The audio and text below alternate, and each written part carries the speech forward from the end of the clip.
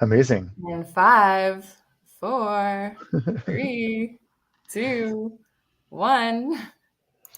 Ta-da! Ta-da! Hey.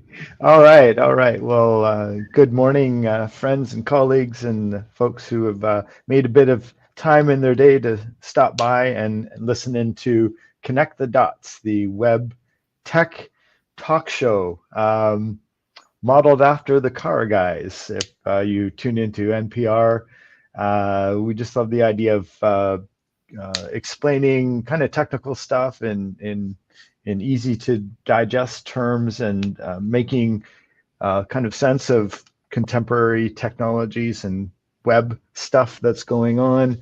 Um, every couple weeks we go live at 10 in the morning here on LinkedIn and I believe YouTube and Facebook. We really encourage folks that are listening in to ask us some questions. Primarily, we're checking LinkedIn. We're down a production team member. Marie is away today.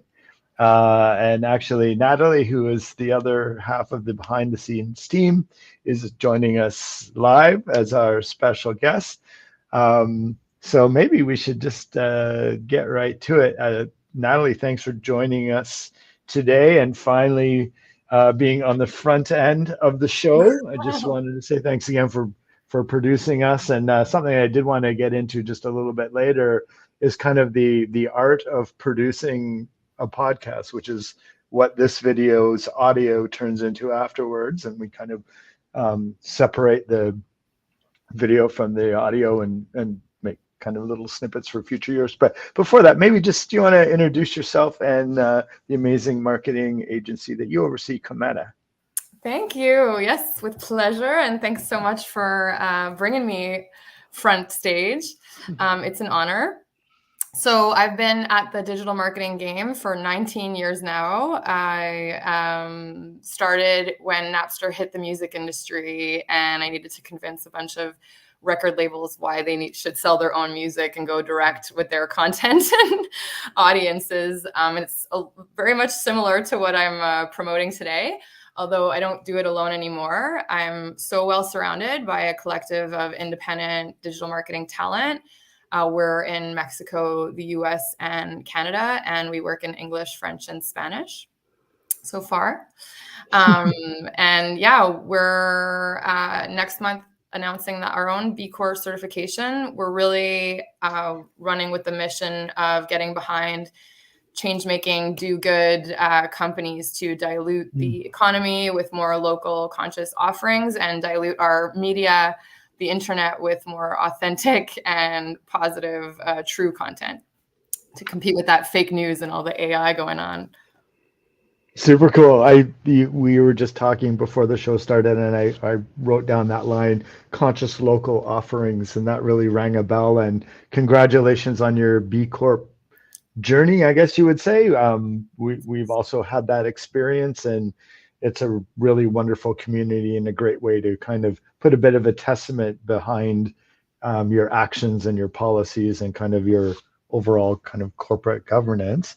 Um, well, I know that you've been spending the last almost 20 years helping folks, I guess, under the umbrella of digital marketing. And that's bobbed and weaved and changed shapes over the last 20 years. And maybe for the folks that are listening in who are often chief marketing officers, heads of marketing, digital, and a bit of technology in there, do you want to just talk a little bit about like what's going on out there these days? What do folks need to be aware of? There's all kinds of stuff happening with anything from ambassadors to AI and how everything kind of comes together.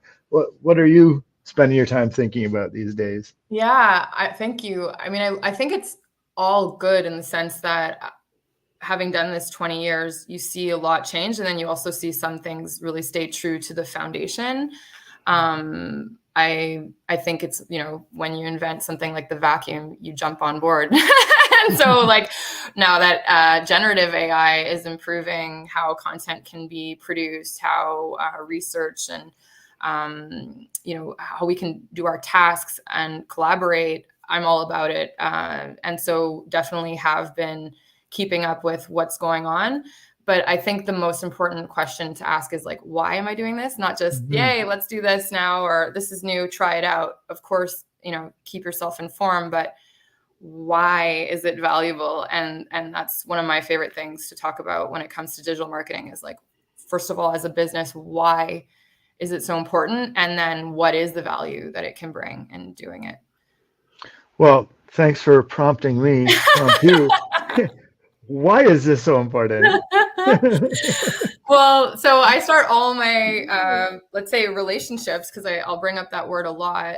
I do find it very human, even with the technology and even with generative AI coming. I don't think we're going to be able to replace the value of humans, and that's really where the value is. So I start all client and collaborative relationships with the why, and understanding that, okay, we know in digital marketing, it involves content and branding. It involves data. It involves social media. I like to pitch it as social media relations, because when you're a business, you should really see the PR aspect of it. SEO, web design, email marketing. This is what we do in digital marketing. But why we do it is, your data is meant to help you build strategies, and your content is meant to communicate that strategy with keywords and visual communication.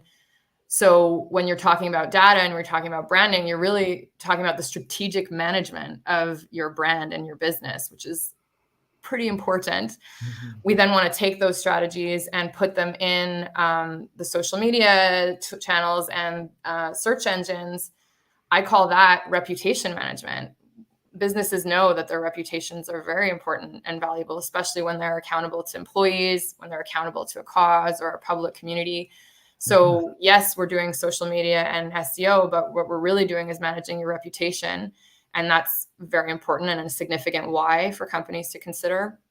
And then finally, your like email marketing and web design, which are the tools that you own. That's where you get to have relationships. I call that your relationship management. It's not your friends on Facebook. That's community management on social, is not actually your community.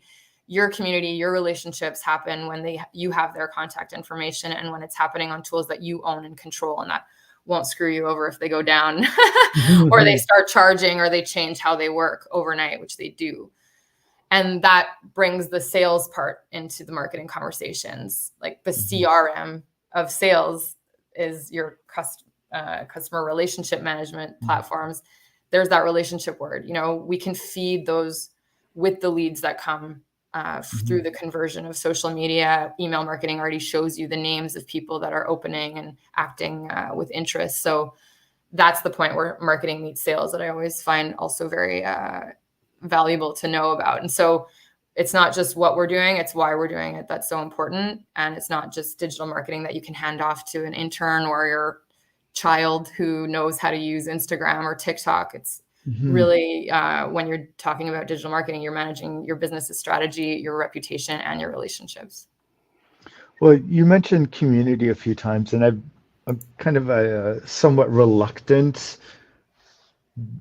salesperson. Like my role at Dotfusion is to find interesting projects for the team, add value to our customers, and I've just always felt subconsciously that there are alternative ways of generating leads and bringing in business than kind of traditional selling techniques. And I really believe in community, in that there's probably someone that that might know someone that might find value in what we do. And I know you had mentioned earlier when we were just discussing talking points, this idea of ROI around kind of this kind of community business development, and how do you kind of translate that right down to, there's a bunch of activities that ideally relate to bringing in kind of a new project, and are you calculating ROI on stuff? Yeah, thanks, Chris. I mean, I'm the daughter of an entrepreneur. I grew up in a family business I'm still involved in. And so I kind of like got into this with the mindset of like how to not waste people's time and how to be super efficient. So the ROI in marketing, if it wasn't there, I wouldn't be able to do this with my life. And there's 3 really clear ways, at least, like, of course, sales will speak to that, but I don't always get to to the sales content or data with my clients. Like, we're in charge of bringing the leads, like gathering the attention, engaging them, delighting them, and then converting. So really, really important for us to convert from the Metas and the Googles to the tools you own, which would be your website, where they can give you their contact information or fill out the forms and start engaging with your CRM metrics. The three ways that I tell people all the time that we can contribute to your bottom line is, first of all, your brand visibility. You have a brand, your company's name. It's not just a logo. A brand for me is a culture. It's a feeling. So your company has a brand. It's its own entity. And the visibility that brand earns is measured through the traffic on your website. You don't, again, own what happens on your social channels, but you own your website, and the visibility that is there is very easy to put a value to. That's like advertising, right? Any of these sites that sell advertising slots and blocks, you pay based on the visibility that website gets you. So you can measure your brand visibility through the website traffic that you earn. So your brand has a value. Your contact list, which is probably the most important value. Buying and selling those, I'm sure people would be very interested in your contact list, Chris.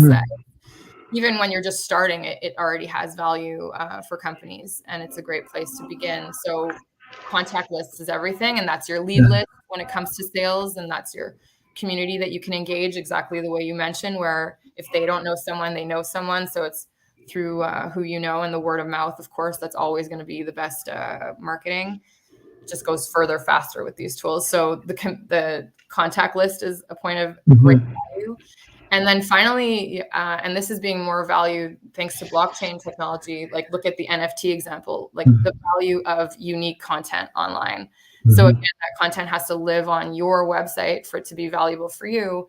But what we're doing with the way we apply how we use digital marketing is we're creating unique content that's keyword rich, that is very visually appealing, and even just the cost of making videos or graphic design elements like photos, we know that it's expensive and it's timely, like in terms of how much time it takes. It's costly that way. But there is a value for that. It's literally the fabric of the internet. So we're talking about eventually having a timestamp that on every single piece of content, and you would know the value of your actual content directly. Interesting. Oh, super cool. And just for folks that are listening in, you're calling in from Montreal this morning. And I know that you have built a really cool community. And I think you're the energy behind Fuck Up Nights, if I'm not mistaken. You want to talk a little bit about that? Because I just think that's really cool. It may also be something that people want to get involved in the future, because I believe that idea or program is now in other cities around the world. Yeah, great. I love, we're going to say fuck at Tuesday, 10 o'clock, like start the week that way. That's pretty much part of it is Fuck Up Nights started in Mexico. So we are saying a bad word, and the acronym is FUN. So we often refer to it as Fun Montreal, and that's what you'll see tagged in my profiles for those that don't want to go there. It's not that failing is fun, but it is fun to sense the human and the humor in these experiences. In Montreal, the reason I joined the Fuck Up Nights global, we call it a movement actually, because yes, there's about 290 cities that are hosting events where professionals come and share failure confession. They have 7 minutes to tell a failure story in their professional experience, and then we follow with. We should probably just do a whole show on failure stories and invite all of our. We could. It's a great idea. Sorry. I love that. We have an AI theme totally coming with all your guests, and a fail theme for sure. Because yeah, it is universal and we don't talk about it. So the reason it was relevant for Commetta was that as a B Corp, we give back to the community, and for us, this was a way of using digital marketing to encourage a communications culture in the corporate world that is authentic and transparent and honest. I've been at it for 8 years now with Fuck Up Nights Montreal. We're celebrating 8 years this fall. So what I can say is that what we're doing is also practicing vulnerability and empathy. But in Montreal, we're separated by language. We have all these different niches, and failure is just life doing this for everybody. So we said, what if that could break the taboos, first of all, of are these communication norms, and second of all, of our little cliques. Doesn't matter what language you speak, you all fail. And so it worked out. And really, it serves as a portfolio piece, because what we did was we built a brand, we built a community around that brand, and we used digital marketing to optimize the communications that support that community and keep it connected and growing. So it also serves as like an example of, or in a case study, basically, of what we do. Fuck Up Nights was way more attractive as a brand than Commetta. I don't know. Although our marketing collective's really rad, and there's so much fun and things to talk about, people are way more interested in that. So we're more known for Fuck Up Nights Montreal than we are Commetta locally, because of its virability, let's say. And yeah, it is a very strong community. In every single event, we ask people if it's their first time, and about 50% are always new every single event. So it's just, I think the time of like post-COVID too, and just where we're at in the world, people want this, authenticity. And that's what we're trying to build with Commetta in terms of online. But in Fuck Up Nights, we host these live moments where you can network and get this experience where afterwards the networking comes pretty easy, because everyone's allowed to say fuck, and it's super human. We're all honest. Right. We're getting love on LinkedIn. There's emojis. Oh, that's awesome. For this right now. Really cool. And we'll post a follow-up note with links and things to the stuff that we're talking about.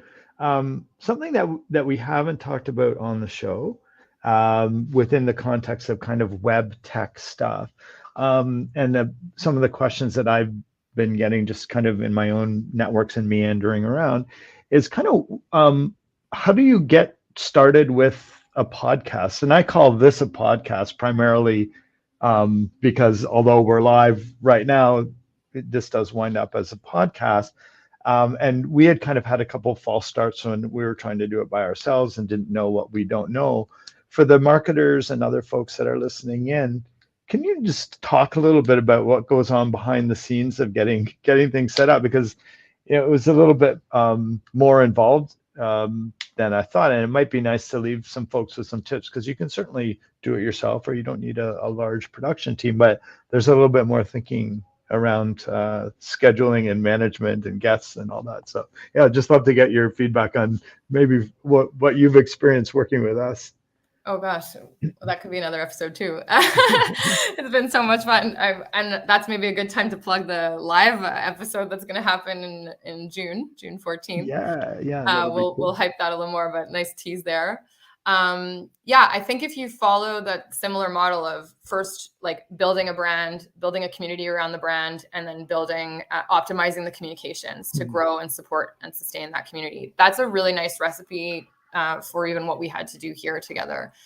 And that's an important recipe for longevity. And I think part of success is longevity.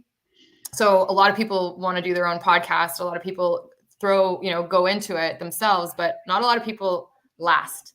And even at what we're seeing, we're at episode 13, and it takes a good chunk of episodes before you're taken seriously, because people do come and go, and these ideas, happen, and you might do it yourself, but you haven't thought about how to do it for the 20th episode down the road. And you don't want to run out of ideas, and you don't want to run out of like momentum and keeping people's interest, and their attention spans are really low. So that's an important element. And so for us, in the case of Connect the Dots, it was, for you, right, to have a separate brand than Dotfusion. This was something that Dotfusion was offering, but it didn't fit as Dotfusion. So there was the need to create a brand.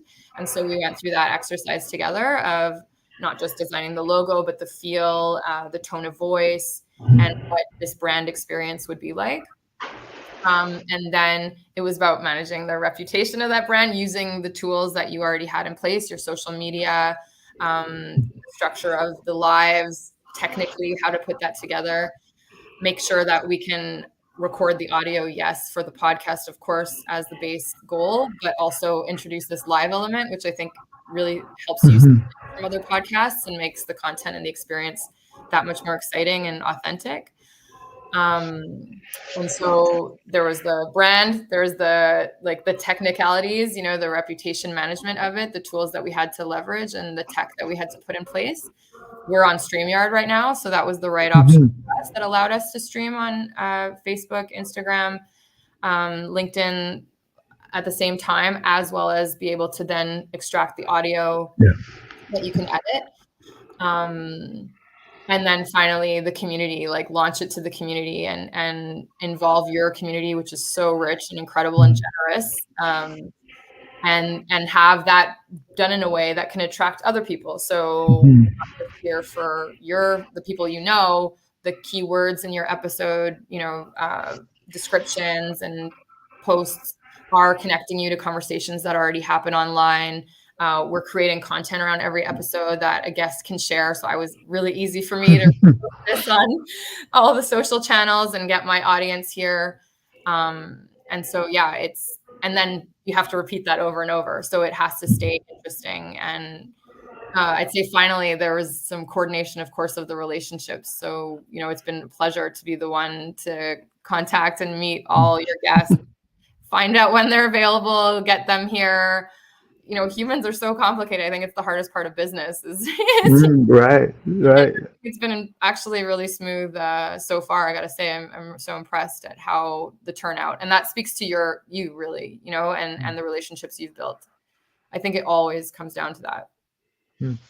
Yeah. And it's a lot of fun. And the live part makes it feel a little bit more nervous about it, but there's a different kind of conversation, and we don't really script a whole lot. We have a few points that, of course, that I want to make sure people know about you, and bring questions to answers that people have been asking me along the way.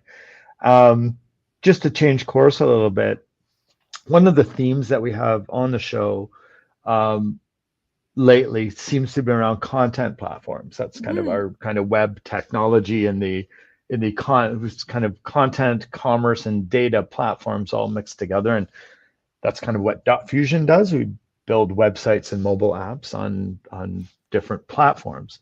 And there's a lot of debate on which platform's the best or all this kind of stuff. And we kind of remain somewhat agnostic to platforms in general.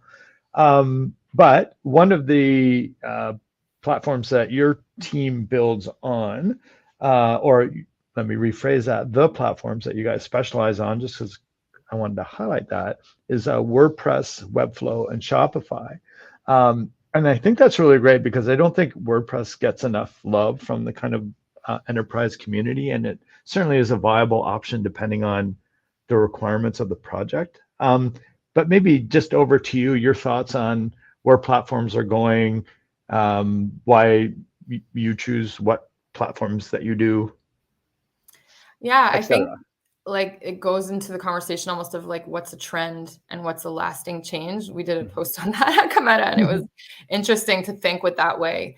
I mean, what attracted me first to WordPress was that it was open source. Again, I was starting as coming from a family of entrepreneurs. So for me to build on a website where I didn't have control over, the design, over the SEO customization, over having backups and my files did not make any sense. And so there's, in so many of these website offerings, what they're acting as is hosts, and people don't know what, so they just jump in because it's easy, but it's really important that you have access to your files and that you can customize those files and that you can get those files no matter what happens to that company. So for me, originally, because WordPress was unlimited in the access I was able to have and the customization I was able to do, because it was open source, so it was also unlimited in the direction it could take for a client.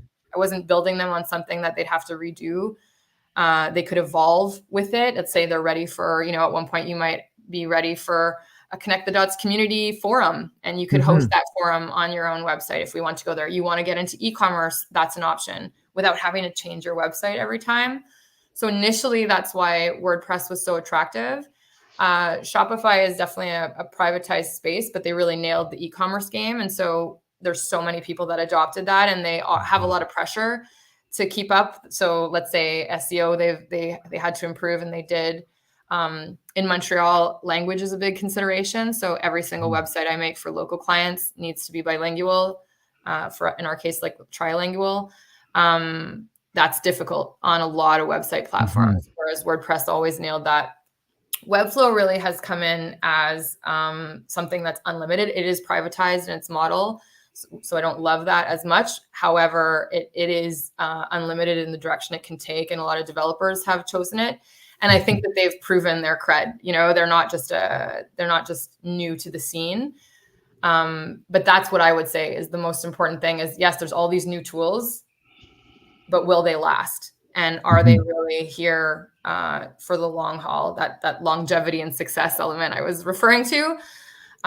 Cool, again, to try them out, but they might just be a trend that's coming and going. I really think you have to consider the longevity of your brand, and is this something that's worth investing in that can then take you in all the directions you could possibly go with later on? And I think WordPress is still very, very not only viable, very popular. I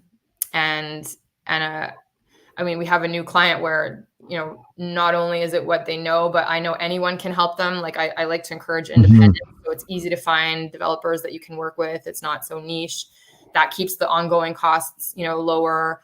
You can stay more in control. You know, now WordPress has also had to keep up with making it so easy to design. And so Elementor as a design space is very much like the drag and drops of all the other platforms. So I think it's, you know, it's about the longevity in that choice. And I think WordPress is still very a great option for all of those reasons. Pretty relevant. Considering that marketing folks are tuning in, do you have any thoughts on the kind of current landscape of marketing tools and where AI is kind of creating effect, maybe outside of generating content, but are you noticing AI kind of altering the way you approach SEO and search as the robots are kind of coming to like be your new search tool? Any kind of new trends or things that you've got your eye on? Well, I love what you just said about it being a search model. The moment it came out, that's how I understood it. And that's how I've been explaining it to some people is that, you know, it's like having other alternative search engines, and they're even integrating search engines in their data. So it's a very relatable, translatable way to see it, is that imagine it being another form of, let's say, search engine. And in the cases of, let's say, a ChatGPT, of course, they come out a different way. And even Google's adopted that, where its search is now going to answer more like an AI tool or AI assistant. And that brings me to the next word, is that I really see this as not just a new tool, but a relationship. It's an artificial relationship, but it is the first kind of technology that's come out that you might want to approach as a teammate. And that's, I find, really interesting. And another way to have it land and make sense is that this is here to help you do your work, and you're still going to need that human touch. I mentioned fake news, but you know, how do we know it's fake? We feel it. Like people, I think, already can feel AI content versus others. It doesn't mean that it's not valuable, but it still will be a indicator or, you know, an effect of it. So I think, you know, we're going to want to measure that. Like, how do people integrate this content?